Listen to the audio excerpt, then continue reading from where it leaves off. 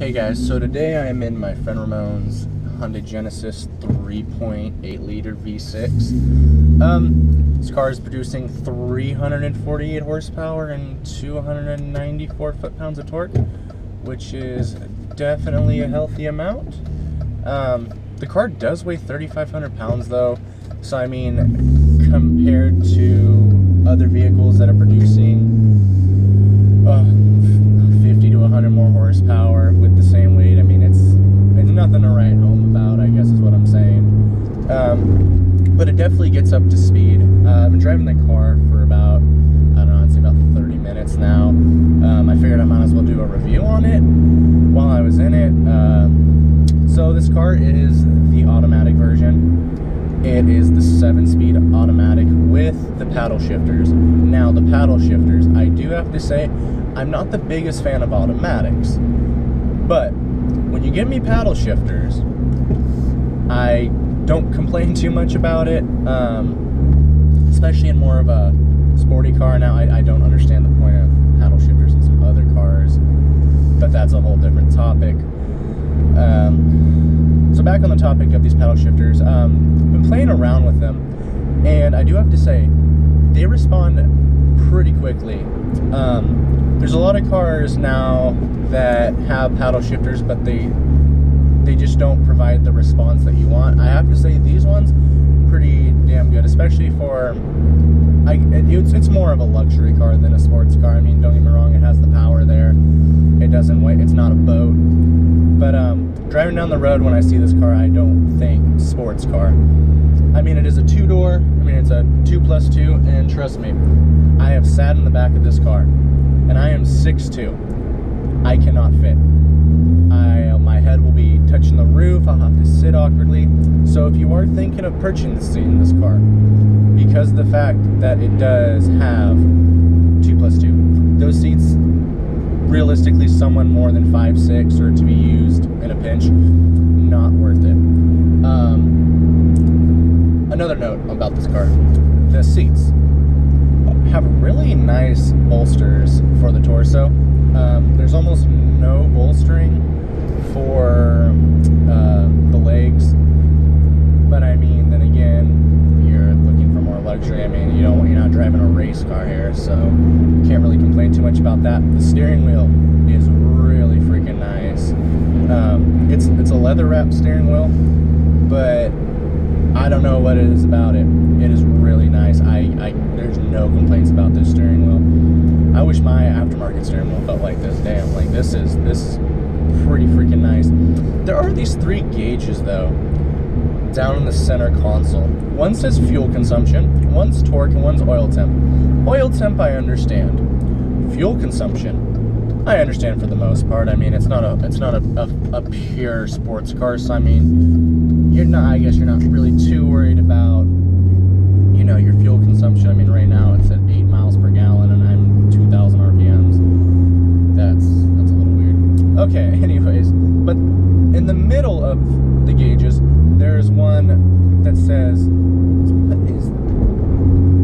that is a huge freaking vulture.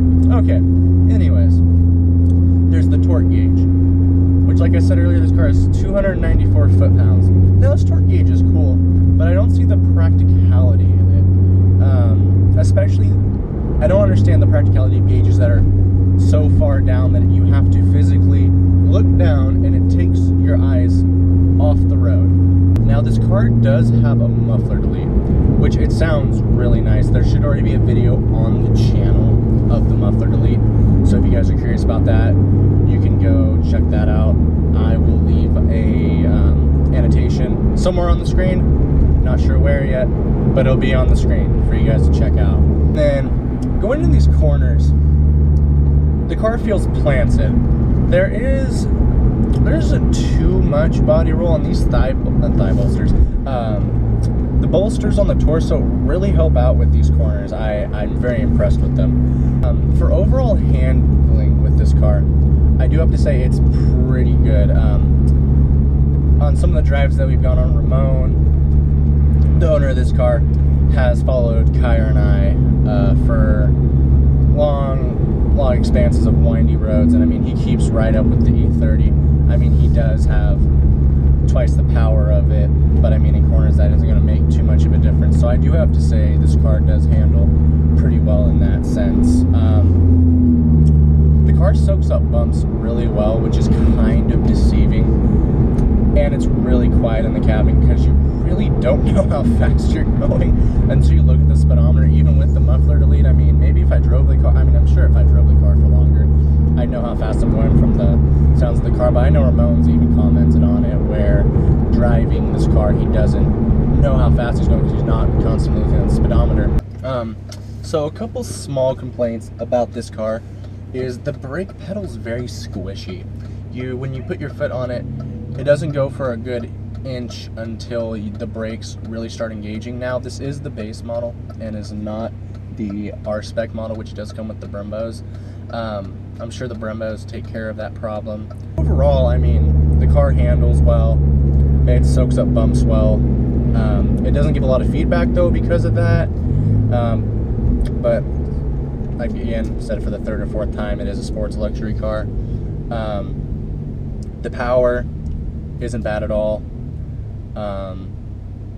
The car chirps slightly when you put your foot down in first, but then again, that's probably due to the 245s in the rear, which, I mean, I personally think it should have bigger tires in the rear for that. The car doesn't get that great of gas mileage. I mean, I think the paper says it should be combined around 22 or 23. I've been driving it for, I don't know now, 45-ish minutes. Put $10 in gas in it, and I'm almost to how much I put into it. I mean, I haven't been driving it hard. I mean, it is a good amount of driving for city traffic driving. So I mean, I can't really say too much about that. I don't know. To me, the car's just missing something. I don't know what it is. It's missing something. So guys, I think that's going to do it for this car review. Let me know if there's any cars in the future you would like to see us do reviews on. We'll try to get our hands on them. Just as a side note, like this car has the muffler delete and it is on the channel. Other modifications done to this car will also be put on this channel, so stay tuned if you want to see anything Genesis related.